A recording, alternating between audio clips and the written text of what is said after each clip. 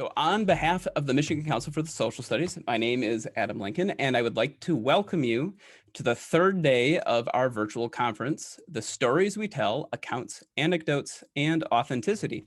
We've got another great day of learning ready for you, and we're excited to get things started.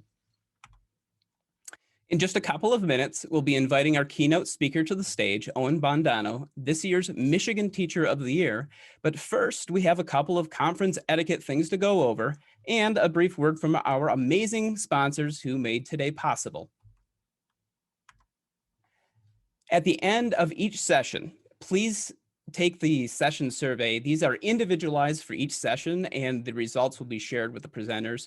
You'll find the survey down at the bottom of each session description page in both the conference app and the web platform that's pictured on this slide.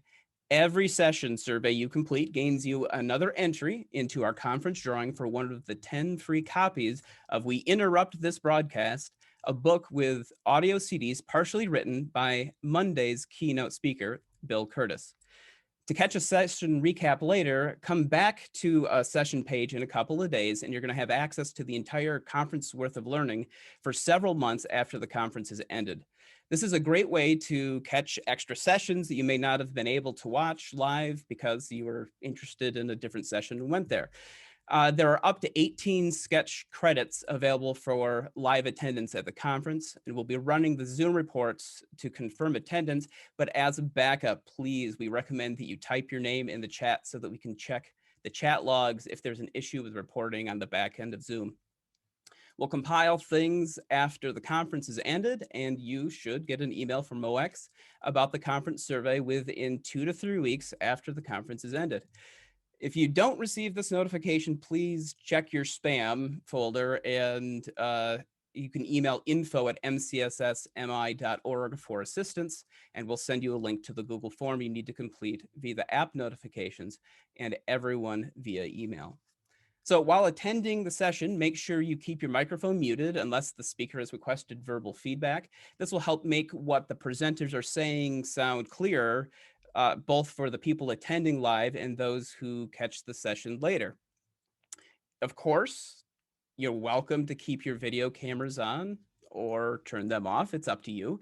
We recognize that most of you are attending this conference from the comfort of your own home. If pets and children or your spouse interrupt your viewing of our sessions, smile and shake it off. At this point, it is old hat, and we're all used to it. So again, for the sketch credit, make sure you type your name into the chat once you've entered the Zoom room for attendance purposes. You're also welcome to use the chat feature in Zoom to ask questions of your presenter and to communicate with your fellow conference attendees. If at any point you have any trouble with the conference app or web platform, please shoot a quick email to Dave Johnson at djohnson@mcssmi.org, and he'll do his best to get back with you and help you get up and running. This conference would not be possible without the help and support of our amazing sponsors. By sponsoring the conference, our exhibitors have helped offset some of the costs of running an event like this one. You can visit all of them at the virtual exhibit hall anytime during the conference itself. Many of them have set up appointment hours and have a lot of valuable information about the products and services they provide. Today's conference sessions are sponsored by McGraw-Hill, and I'd like to take a moment and turn things over to Jane Vanderveen for a brief word from our sponsor. Thank you, Adam. As you mentioned, my name is Jane Vanderveen, and I'm one of the sales reps here in Michigan. And I'm one of 5 reps that work here in Michigan with teachers and students and supporting all of you. If you know who your rep is across the state, feel free to reach directly to them. If you don't know, I'll put my contact information in the chat room. We also do have office hours or booth hours, if you will, that you can reach through the conference website, and we'll be available tomorrow afternoon in our booth. If anybody would like to pop in and ask questions, or if you need support or samples, we are more than happy to help you. So I'm joined here today with Glenn Dietrich. He's one of our curriculum specialists and former social studies teacher, and he's going to tell you just a little bit about what we have at McGraw-Hill. Thanks, Jane. Thanks, everyone. As mentioned, my name is Glenn Dietrich. I'm across the lake from you. I live in Wisconsin, Kenosha, so hello, Michigan. And I want to talk a little bit about some of the parts and pieces of our programs, and as well as some of the philosophy behind our educational programs that we provide. We do have a full K-12 social studies program, completely digital and completely online, so that in any way you teach, either by candlelight or by digital, hybrid, distance learning, you have that ability to do that. Next that we're looking at is making sure that we make things confident for the teacher and for districts. So one of the very exciting things about McGraw-Hill is we connect with most of the learning management systems, as well as Google Classroom with all of our content and things we're looking at. The formative and summative assessment tools is a really strong way for us to make sure that we remind ourselves and our students of the content and have data-driven information provided. The objective of McGraw-Hill Social Studies is to create the future-ready citizen. We have culturally responsive content, which is what the entire conference is about. Differentiation, so we meet all of the different types of needs of students. Complete total reading and writing skills development. We're inquiry-driven, C3, which is the basis of the Michigan standards. We truly believe in students taking informed action, so there's a project for that in every single chapter. Current events is a big part of our program, becoming a digital consumer.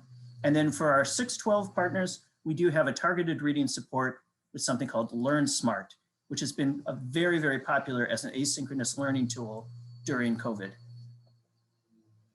We do have a total commitment to equity and inclusion. I'm a member of the National Educational Equity Team. I'm an ambassador for the group. We do have students that our objective is to get contributing citizens in a diverse society.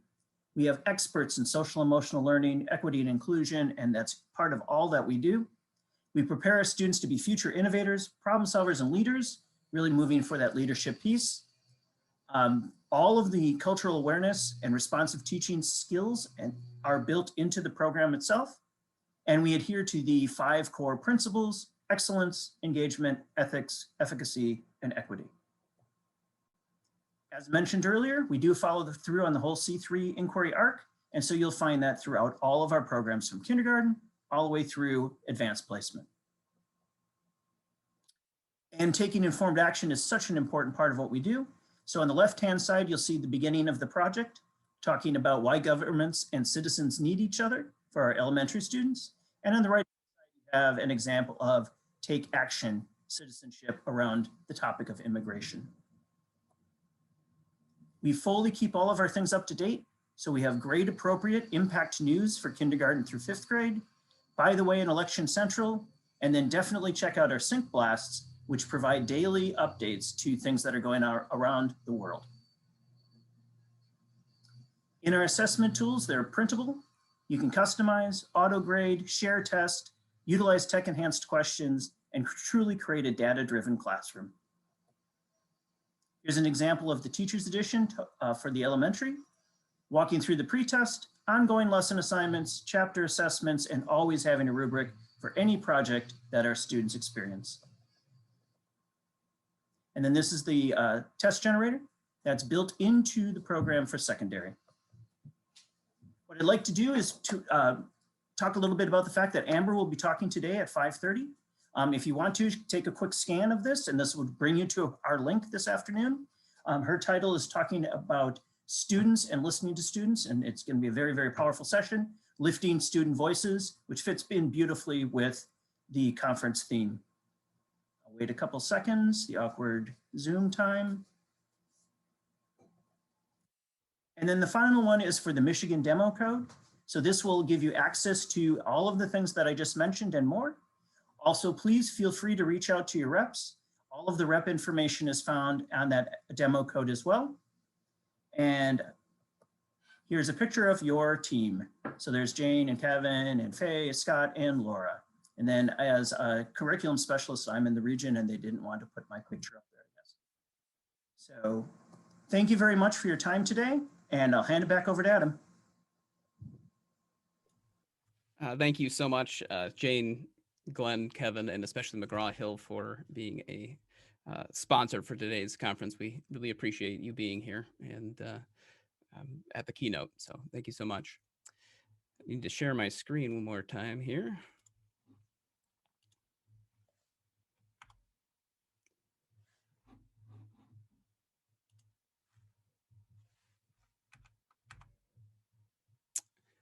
So it is my pleasure to introduce our keynote speaker today, Owen Bondono, who is our Michigan Teacher of the Year. Owen Bondono teaches 9th grade ELA at Oak Park High School. He is in his 6th year of teaching and the 2020-2021 Michigan Teacher of the Year. His goal as an educator is to help students grow as empathetic, critical thinkers, and communicators in a space where they are safe and empowered. Owen is focused on bringing anti-racist and queer-affirming practices into the classroom and believes that advocacy drives all good teaching practices. So without further ado, I'm going to turn it over to Owen as soon as I stop sharing my screen. I thank you, Adam. I'm not going to share my screen. I would rather us be able to see each other. So I'm not going to have any fancy PowerPoints or anything, but thank you for the introduction, Adam. Owen Bondono, Michigan Teacher of the Year, and again, I teach 9th grade English. Seeing that your session is all about stories, I thought I would start with a story of my own about a student that I had. So put yourself into that mindset, again, 9th grade teacher. So put yourself into that mindset of your first day of high school. Whether for you that was 9th or 10th grade or however your school system was set up, that first day, you're nervous, you want to make a good impression, you want people to know who you are, you want to be memorable. Now imagine I have a student, let's call her Kay. Kay walks into the room and immediately is trying to communicate to me that I should have some pretty low expectations for her. She's slouching her way into the room. Her whole body language is just shut off from me. And she slumps down into a chair and doesn't acknowledge me in any way, even when I say my bright, good morning, welcome to the first day of school kind of a spiel. And I think, okay, I see you. Let's see how this goes. I hand her a piece of paper to do our first activity. And she looks at me, and she looks at the piece of paper, and she just kind of pushes it across the table away from her. I think, okay, I see you. Let's keep going with this. I notice that she's put a pair of headphones into her ears. So I kneel down next to her desk and I say, Kay, it's really important that we're listening to each other right now. And I ask her to take those headphones out of her ears. And she sighs and she rolls her entire body, I think. But she takes the headphones out and she slumps further back into her chair, but she's there and she's listening. Okay, I see you. A couple days go by and we're doing a get to know you activity where I've got the class in 2 circles. Facing each other. So inside circles facing out, outside circles facing in, and I'm displaying questions on my board. Giving them a couple of minutes on a timer to discuss that question with the person opposite for them, and then they have to rotate one over and discuss a new question with a new person. And because whenever I can, I like to jump in with students, and it just so happened that me jumping in this hour made the circles even, I was one of the people in the circles.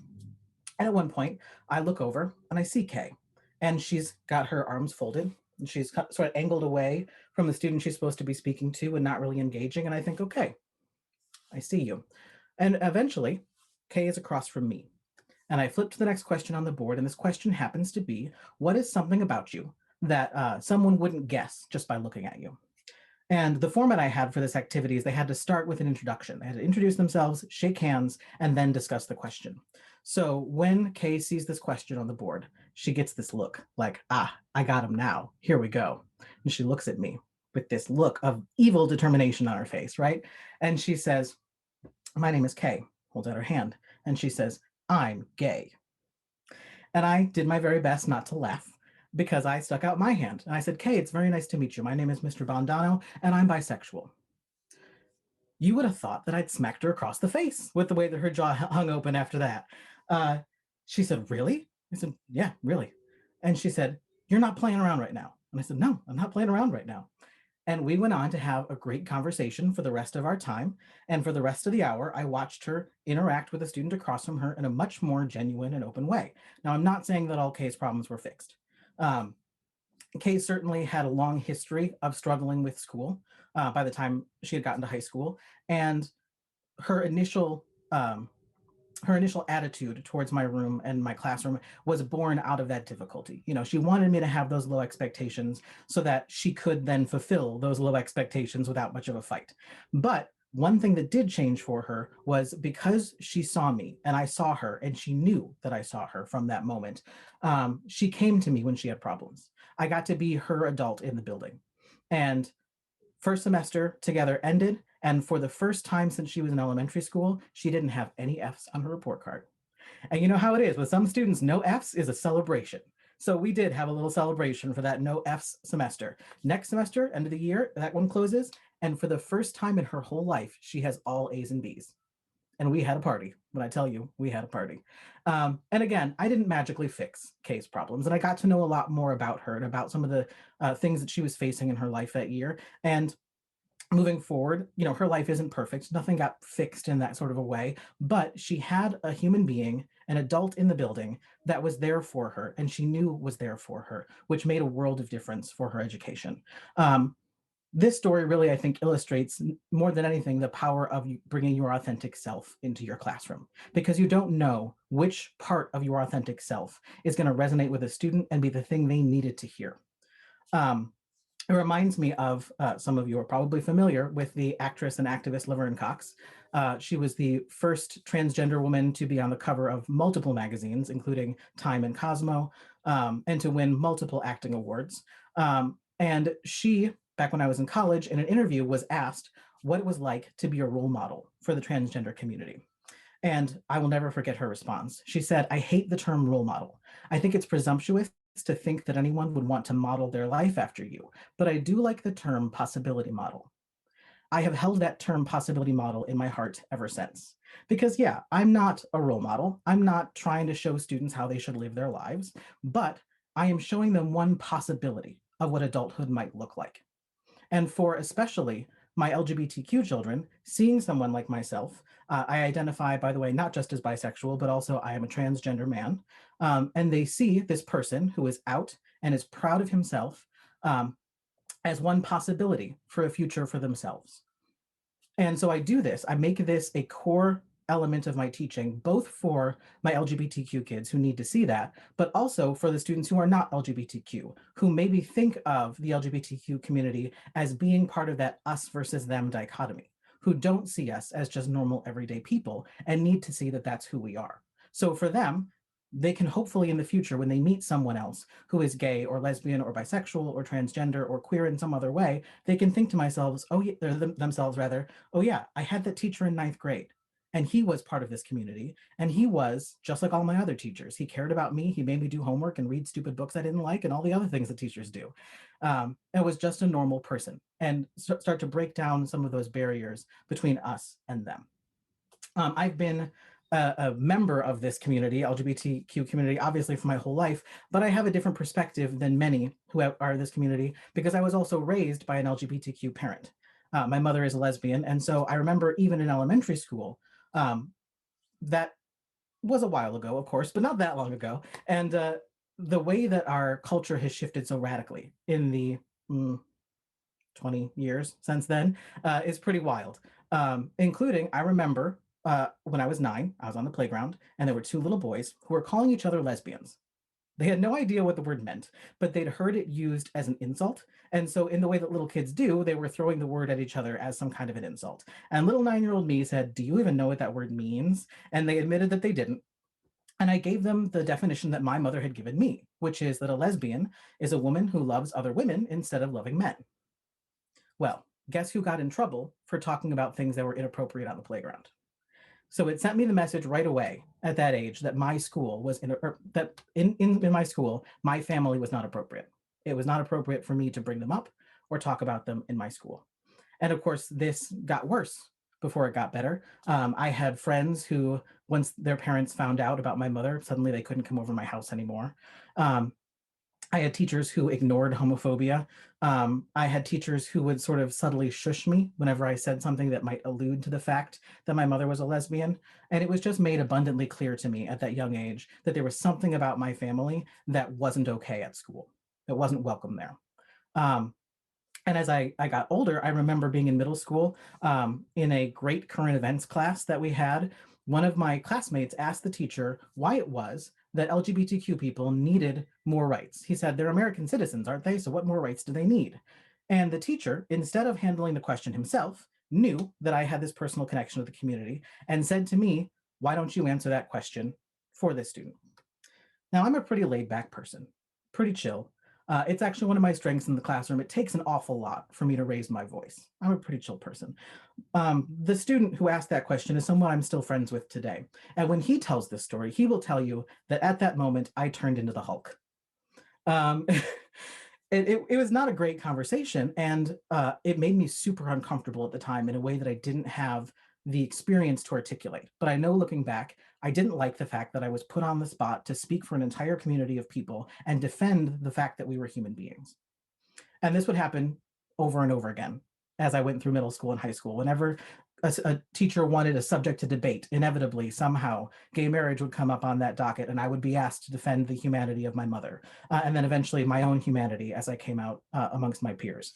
And again, our humanity was put on trial in a way in which I had to represent this entire community to my peers and to my teacher. We asked our principal when I was in high school if we could have a GSA. We went through all the hoops, filled out all the paperwork, got a teacher to agree to be our advisor and so on, brought it to the principal. And she said, you know, I really don't think this is a good idea for you. I think that if you have a GSA, it'll just paint a target on your back for other students. As if somehow they didn't know who we were already. I recognize that a lot of her logic now actually wasn't legal, now that I'm an adult and an educator myself. But of course, at 16 years old, I had no idea of that, and we just accepted her ruling and moved on with our lives. But it was not uncommon for us in high school to sit around gossiping about which teachers we thought might be queer in some way. And of course, at the time, it was a bunch of 16, 17-year-old kids just having a good time. But looking back, I can't help but look at that and think that we were a bunch of penguins huddled together against the cold and desperately searching for those possibility models. That even with a mother who was a lesbian and a connection through her to other adult queer people, we still felt the need to find more people like us and to see that it was possible to be somewhere in the LGBTQ community and be a successful adult with a career and a family and so on. We didn't see that enough. We didn't know it was possible. When I finally got to college, one of the things that shocked me was so as an English teacher, of course, I took a lot of literature classes, had to read a lot of books. And at one point, we were studying Walt Whitman. Now, I had studied a lot of Walt Whitman in my 11th grade English class because my teacher was a really big fan. So we'd spent a lot of time on Walt Whitman. And so when I saw Walt Whitman on this college syllabus, I thought, oh, here we go again. Even though I like his poetry, it was still very, oh, here we go again. And then in the middle of the first class talking about him, he's given us just some background information about who this person was and the world in which they lived. And he mentioned that some of his poetry is about his relationships with other men. And I realized I had studied this person for a month in high school, and at no point had anyone mentioned that this person was queer. Talk about feeling slapped in the face. We know, we have lots of data, especially from sources like GLSEN, that students who are a member of the LGBT community feel hostile environments in school, that they hear, 98% of them hear homophobic or transphobic remarks in school. 56% of them hear those kinds of remarks from the adults in their building. We know that that many of them experience harassment and bullying, sometimes verbal, sometimes physical. They are twice as likely to skip school. They are 4 times as likely to turn to drugs or attempt suicide as a way to cope with what they're experiencing. And one of the big things that they're experiencing is isolation. Being part of the LGBT community is one of the few places in the world where you are a member of a minority that doesn't necessarily have another member of that minority in your family. For most other kinds of minority populations, you've got someone else in the home who's experienced this before, who you can go home to and tell them about the crappy thing that happened, or just get their advice or just their ear. But when you're a member of the LGBT community, that may not be the case. And for most LGBTQ youth, that's not the case. They don't have someone in their lives immediately that they can connect to who's a member of that community, has experienced those things. So it's really up to us in a lot of ways as a society and as educators to make these students not feel isolated from their community. And that's what I experienced in that moment when this professor was telling me about what women being a queer person. I felt this moment where I swear it was like I had a vision, and I could see the way in which LGBTQ people connected to each other and through the whole history of humanity, and that we've been here for as long as humanity has been here, and we've made valuable contributions to the human experience for as long as there's been a human experience. And that was not a sensation I'd ever felt before that. Even if I had my other friends my age who were LGBTQ, even if I knew my mom's friends who were adults and were queer, I hadn't felt that sense of being connected to a larger history until that moment. And that was a very isolating feeling before that. And when I got to college, it was this breath of fresh air. There were queer people everywhere. And suddenly they were all over the curriculum too, because professors weren't afraid to talk about them. And, I learned a number of authors that I had cited in high school who had same gender partners or other identities that would fall under the queer umbrella. I had a professor whose husband was a trans man. And this happened, I met her and her husband right at the moment when I was starting to question my own gender identity, because I didn't begin my transition until I was in college. And at this point in my life, I was starting to question if that was going to be the road I needed to go down. And I met this man who was a transgender man who was a lawyer. In fact, the professor introduced me to her husband by saying, if you ever need any trans-friendly legal help, my husband is here for you.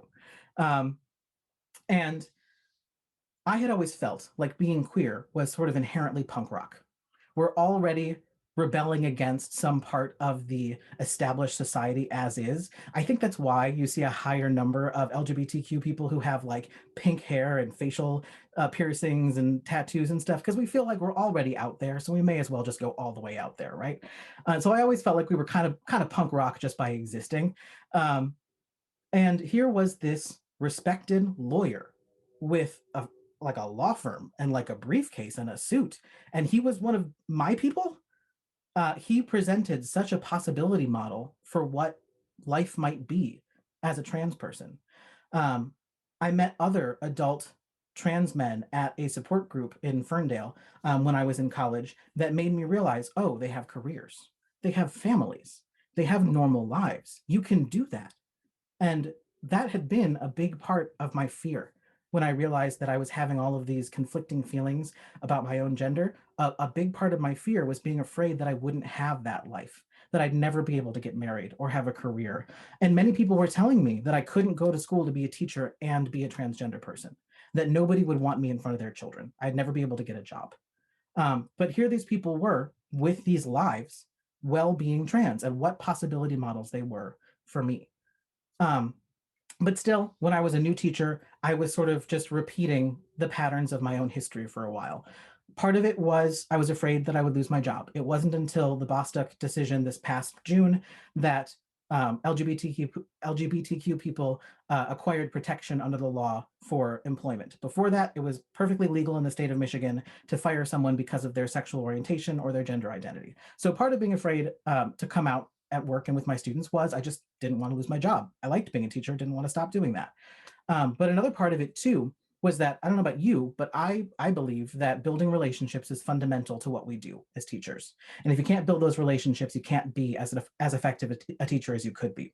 And so I was afraid that if I came out to my students, that would put up a wall immediately with some of my kids. And I'd never be able to make those relationships if they knew that about me going in. So I sort of closeted myself for the first time in my life, and I was not out with my students or at work. But as the years went by, my guilt over that just grew and grew, because I remembered being 16 and wishing that I had those teachers who could just be out. There was a teacher in my high school who stopped teaching at our school over one summer, moved to a different state, and the rumor was it was because she wanted to marry her wife. But nobody knew for sure, and everyone just whispered about it. And what a difference it would have been if she had been able to stay, if she had been able to be who she was, and for us to see that version of herself. So the guilt of not doing that started to sort of crush me. And so at about year 3, I said, I have to be the teacher that I needed when I was in high school. So my first step, I went to my admin, I went to my union reps. We talked about this because, again, at this point, it would still have been legal for them to fire me just for wanting to be out. So we talked about how we could do this. And one of the things that surprised me was how surprised my administration was. They were surprised not by my identities, but at the fact that there had ever been a doubt that I would be supported by them. You know, they thought, well, of course, haven't we made it clear that we welcome all people here and that everyone is respected? And here's the thing. As a queer person, it's hard to trust that because there are people who will say, yeah, of course, totally support you. But what happens when a mob of parents says, we don't want this person in front of our kids? What happens when there's outside pressure from media? What happens when there are a bunch of students all requesting to transfer to a different person's class? We know that sometimes people can crumble under that kind of pressure. And so even someone saying, sure, of course, yeah, I support you personally. What does that mean professionally? How deep does that support go? It's never a given. So they were surprised that I even needed to bring it up. They thought, well, of course you can come out. And the other thing that I brought up to them that they hadn't thought about was, okay, what happens when I come out to my ninth graders and then a ninth grader goes to a different class and says, I heard Mr. Bondono was transgender. Now, I have a phrase that I like to use when it comes to normalizing all kinds of diversity for my students, and it is, if you don't make it weird, they won't make it weird. This is the core of my philosophy about coming out. I don't have a big speech in my class, in the first week of school in which I out myself. It happens in moments like I described with Kay, where it just is an organic part of our conversation. Or we start off the year doing a lot of identity work in my classroom, talking about the communities you belong to and the history of your family and so on. And so, of course, as I'm doing this work alongside my students, they see the communities I belong to and the history of my family, and they get this picture of me that includes my queerness. But not everybody has that philosophy of, if you don't make it weird, they won't make it weird. So my fear was the student goes to another teacher, says, I heard Mr. Bondono is transgender, and that teacher goes into defensive mode and feels like they need to defend me against some kind of accusation. Because there is still in many people's heads the idea that there's something wrong with being transgender, or that that would be some kind of an insult that student is hurling at me, rather than simply a facet of my identity. And the principal heard that concern from me and thought, oh, you're right. How are we going to make sure that doesn't happen? So she actually allowed me to give a training to all of the teachers in my building about how we support our LGBTQ students and what that looks like. And in the course of that training, I said to them, here are the terms I use for me and the terms I'm going to use for me in front of students this year. And we got to talk about the things that confused them and the things that they wanted to know. And we ended up being able to come to a place where we could even talk about what's your response going to be in those kinds of situations. So in the end, I had a tremendous amount of support. I was very lucky in that way. And my coworkers knew how to best support me. But I knew the moment that I knew it was worth it, that all of this hullabaloo and everything was worth it, came about a month into that first year when I was out. The bell rang. I don't even remember what we talked about during class that day or anything like that, but the bell rang and I had one ninth grader who was doing that thing where she was packing up real slow and just kind of looking around the room and watching everyone else file out. Like, you all know this in your head right now. You've got your student you're picturing, right? And they're clearly waiting to be alone with me. And as soon as the rest of the class is filed out, she walks up to me and she says, I can't believe that you just said you're bisexual. And I said, well, I am bisexual. And she said, yeah, but you just said it like it's no big deal. And I said, it isn't a big deal. She said, but you just said it like it's normal.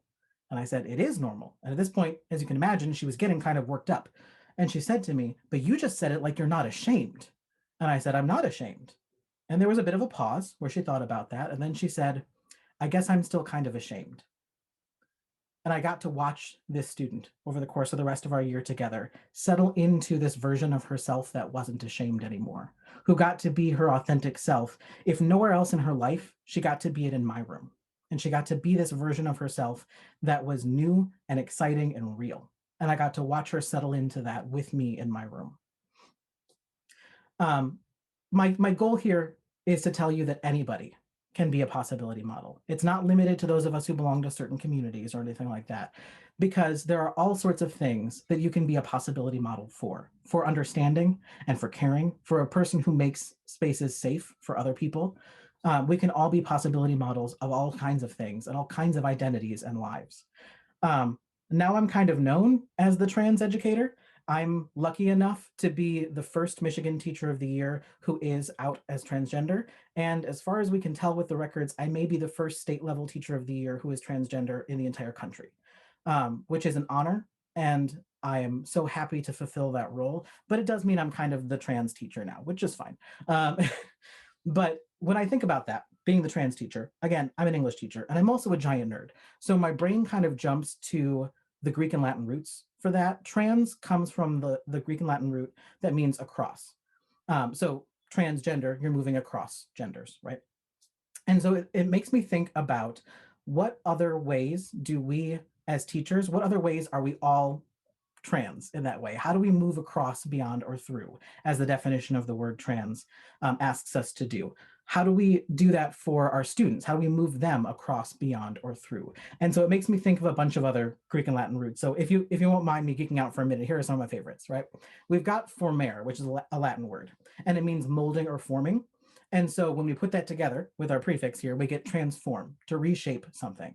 And I think a good possibility model and a good teacher reshapes things for their students in their lives.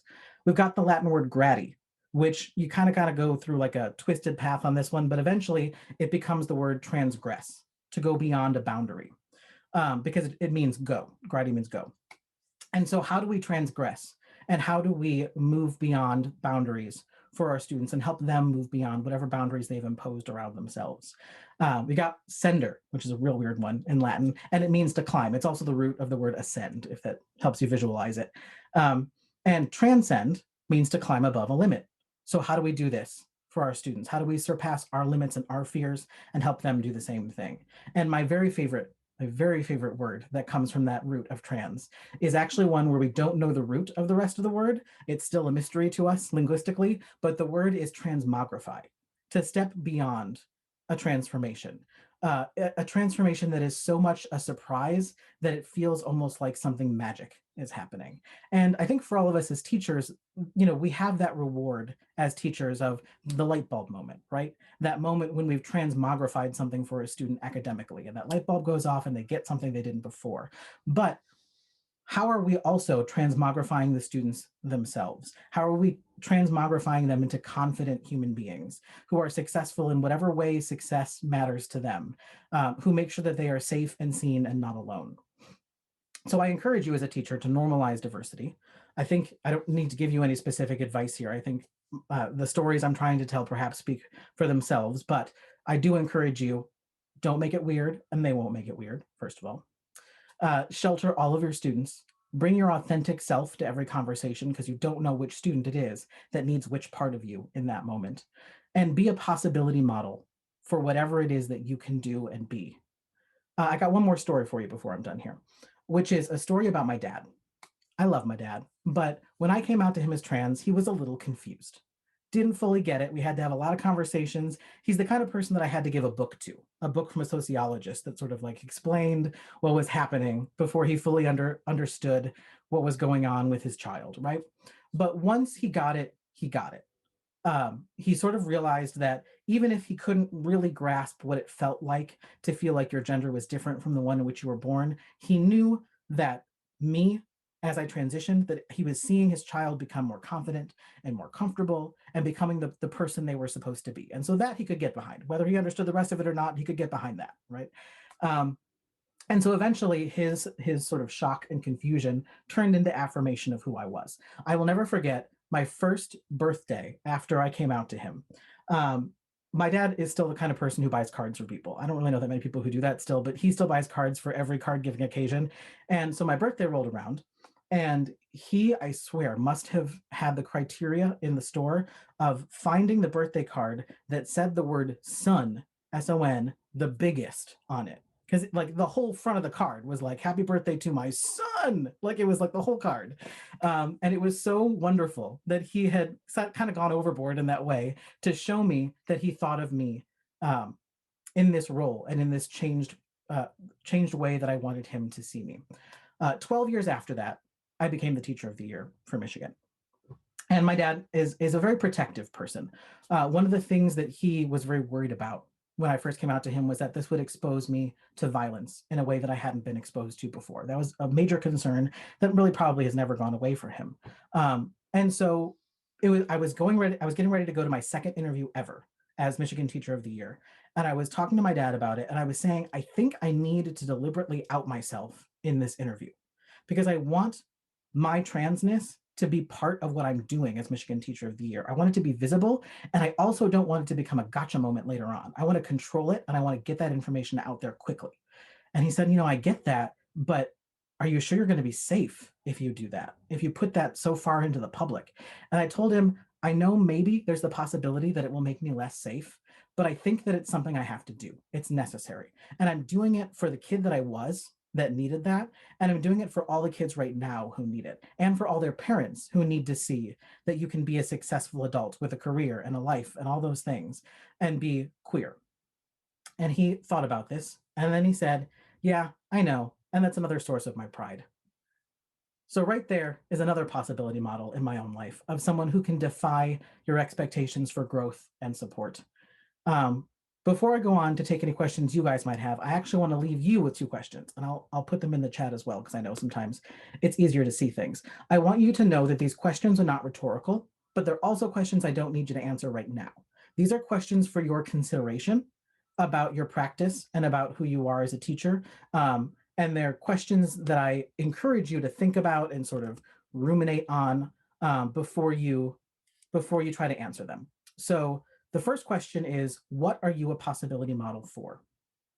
And the second question is, what do you move across, beyond, or through for trans youth and for your students in general? So those are my 2 non-rhetorical questions for you. What are you a possibility model for? And what do you move across, beyond, or through, specifically for trans youth, but more broadly for all of your students? I thank you for your time. And now I think I have a little bit of time left if people have questions that they would like to ask. I don't know if there have been any in the chat. I haven't really been able to monitor it. No, I don't think they've been directly in the chat. But if someone has a question, they can either unmute or type it in the chat now if they would like to. I have a question. I'm a 5th grade teacher, and we've had a situation come in front of us. We're teaching virtually right now. One of our students came to one of my teammates and said that, I don't even know if it's a he or she or whatever, but this student wanted to know what we were doing to help LGBT youth and to celebrate, is it LGBTQ month coming up or something? Yes? There are some events in April that. Okay, April. Okay, so this student wanted to know what we were doing and how we were going to explain this holiday or the celebration to our 5th grade students. Well, we punted that right away to the administration because it's such a new territory, especially for elementary school teachers, I think. We don't really know what to do with that, although we'd love, like you say, to be a possibility model for our students and to support them, in all their needs. But it seems like uncharted territory. Do you have any ideas or advice or? Yeah, so first I would think about how you celebrate other months. So they may be talking about some events happening in April. There are some events in April, like the Day of Silence, or they may be talking about June, which is Pride Month. So think about how, if your building does anything for, here in February, Black History Month, or any of the other, Asian American History Month, or any of those other kinds of events. Again, if we don't make it weird, they won't make it weird. So if you do other celebrations of other identities, then how do you go about that? Just sort of flipping it around for a different group of people. There are lots of historical figures that you could talk about in your classes. We talk every year about Martin Luther King Jr., but when was the last time we taught about his right-hand man, Bayard Rustin, who helped him engineer the I Have a Dream speech, among many other accomplishments that he did, and was an out Black gay man who also fought for gay rights. So how can we bring some of those people into our curriculum and into our classroom? How do we also, I think one of the strengths for elementary actually in this is just in that realm of normalization. Having books and materials in your room that show LGBTQ people alongside everyone else. And it could be books about LGBTQ people, or it could be books where like a character happens to have 2 moms or something like that. That brings a level of, again, if we don't make it weird, they won't make it weird. And they'll see that it's sort of part of everyday life. Also, I encourage all levels, but especially those of you at the elementary level, to dismantle gender bias in your students in whatever way you can. And I bring that up because the foundation of bias against LGBTQ people really comes down to gender roles and gender bias. And what I mean when I say that is, let me put a scenario in your head real quick. If a man is walking down the street and a stranger pulls up next to him in a car, rolls down the window, and shouts out FAGGOT at him, it's not because he knows for sure that that guy is gay. It's because there's some gender expectation of masculinity that that guy is breaking, and breaking it in a way that the person in the car feels like they get to punish him for. So the core of LGBTQ discrimination is gender discrimination. So I know, at least I hope anyway, that we're all at a place where we're giving our kids explicit messages about how girls can do everything that boys can, and there's no such things as girls' interests and boys' interests, and so on. But I also encourage you to rethink moments in your classroom where you maybe gender separate students. Is it really necessary to gender separate them in those moments, or is it not? Especially because if you have a student who doesn't fall in that binary, they're put in an awkward spot every time you say, like, girls line up over here, boys line up over here. And for me, a big one was rethinking some of the gendered language I didn't realize I was even using. Like, I'm totally guilty in the past of being that person who says, like, I got to move some tables around. I need some strong boys to help me move tables around. There's no reason it has to be boys. And once I sort of unpacked some of that bias within myself, I realized that I did that a lot. You know, if I needed help with a bulletin board, my brain immediately said, what artistic girls do I have that I can draw on for this task? No reason for that to be a girl. So sometimes I think we undercut our own explicit messages of gender equality by some of the words that we use and the actions that we do that we don't even realize are part of our implicit bias. So unpacking our implicit bias and helping students unpack those implicit biases. You know, when you hear a student say, like, girls can't do that or whatever, that's for boys. I think that helps ultimately not only make the world better for girls because they have more equality, but also it makes the world safer for LGBTQ students. And that's a great thing for elementary. You know, I think there's a high leverage point for younger kids there. Thank you. I have a question as well. And let me just say first, thank you so much for sharing your story. Growing up, we were never taught anything about the LGBTQ community, so I very much appreciate that.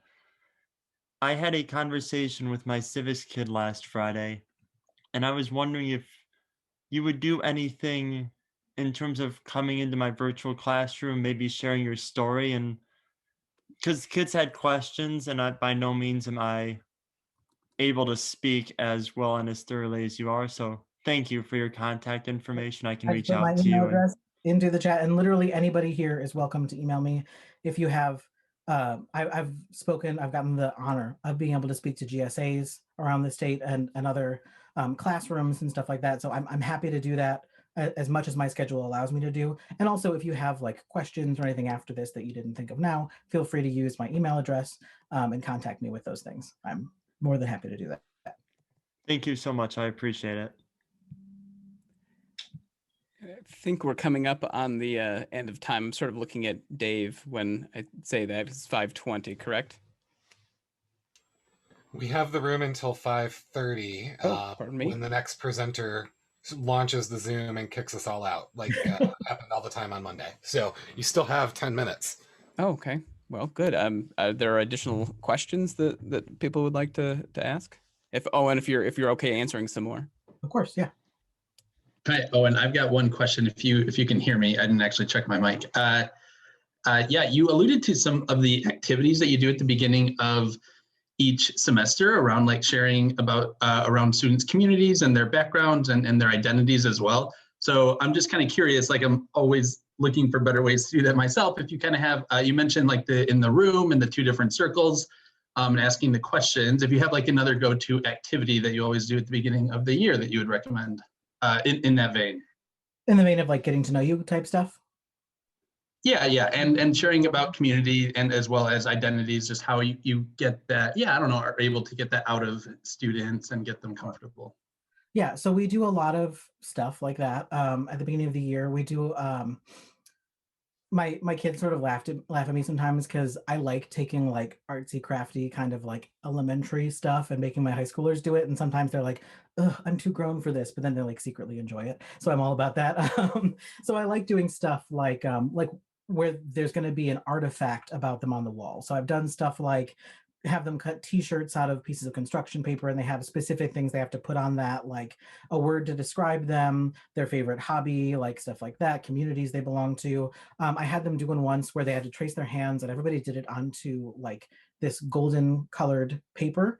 And in the fingers, they had to write 5 things that are important to who they are. And then I stapled those all around black circles and made sunflowers out of them and put them around our room. So I like doing like cheesy stuff like that. It's like my favorite. But also our first unit in my room is personal narrative writing. So we do a lot of pre-writing and a lot of idea generation with questions that are like, what's a time you felt afraid? What's a identity about yourself that you're proud of? You know, stuff like that. And then we do a lot of voluntary only, but a lot of sharing of our writing, and that allows us to share pieces of who we are. We make big on paper webs that are like, you know, just like brainstorming webs where they put all the different identities that they feel describe who they are, and then they have to go around afterwards and like build a human web of people like, we have this in common so we're connected, and we have this in common so we're connected, and then we see how everyone in the room is connected by something, you know. Stuff like that. That's all I can think off the top of my head, but that's a couple of things.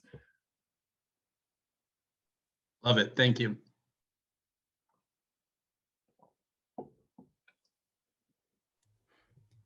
Any additional questions?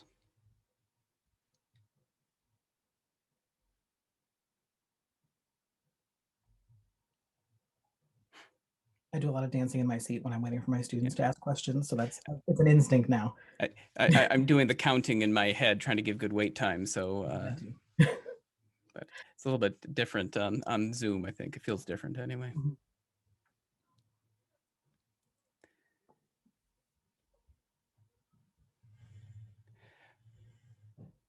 Well, in the chat. Oh, there's one in the chat. Thank you. So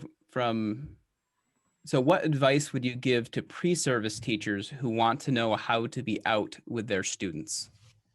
Well, my first piece of advice would be to make it just a part of who you are. Just the same way that you might tell them that you play an instrument, or that you know, play a sport, or that you know, whatever your hobbies and interests are.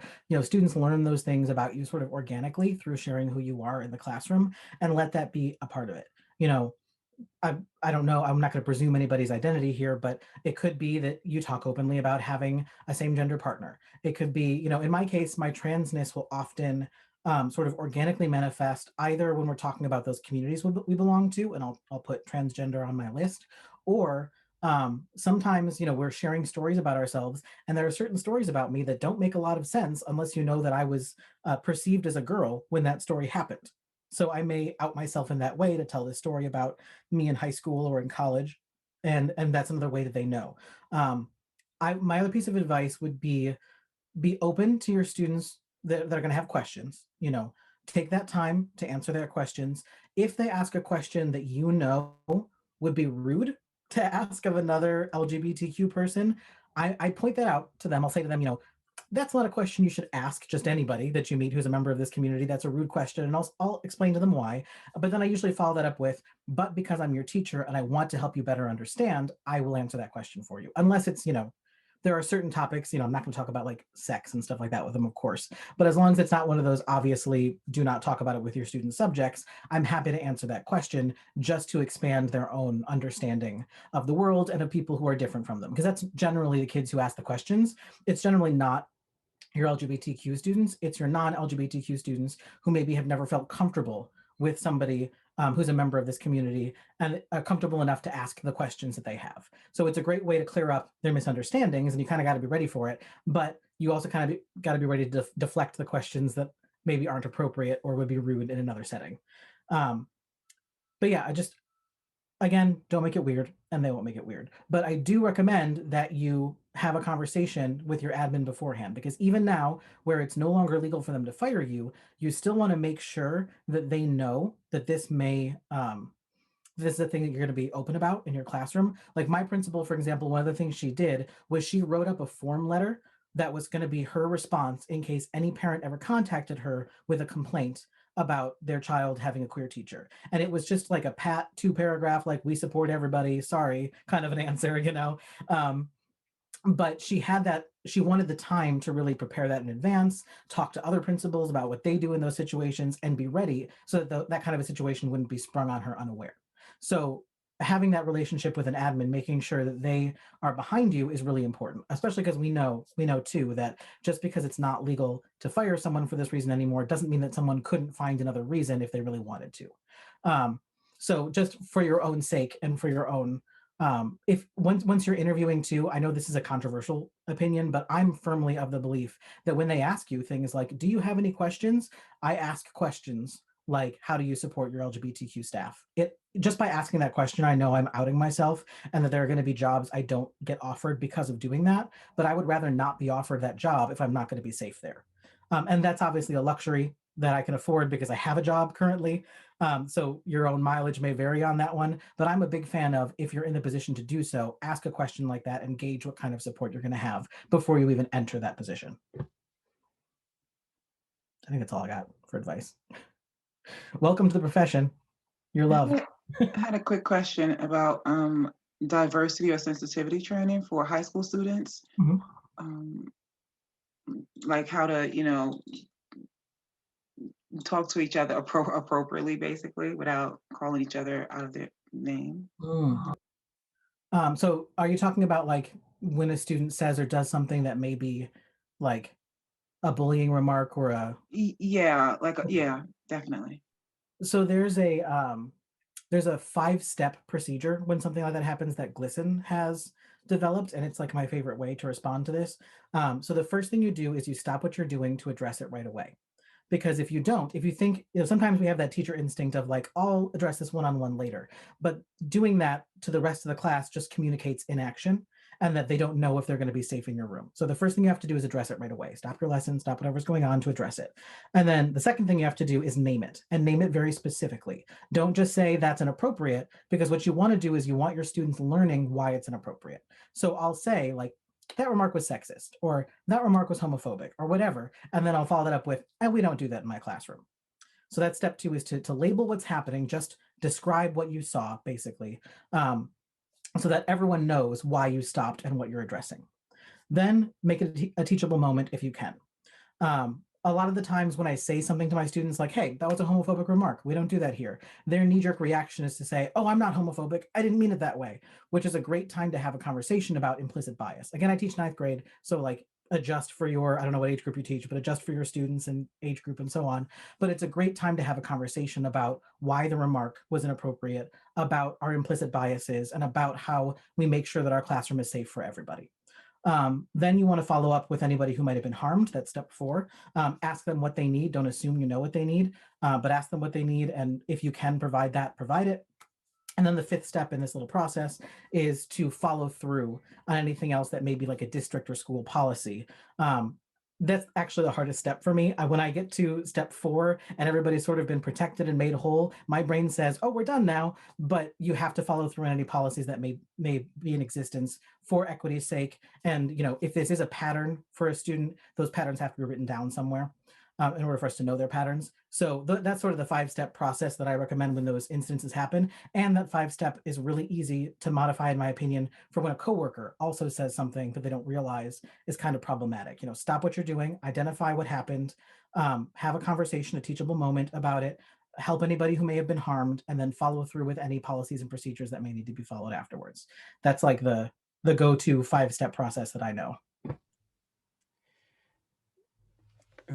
Thank you so much. Yes, This has exactly. been an absolutely wonderful keynote. Appreciate you speaking with us today and telling the stories that you've told.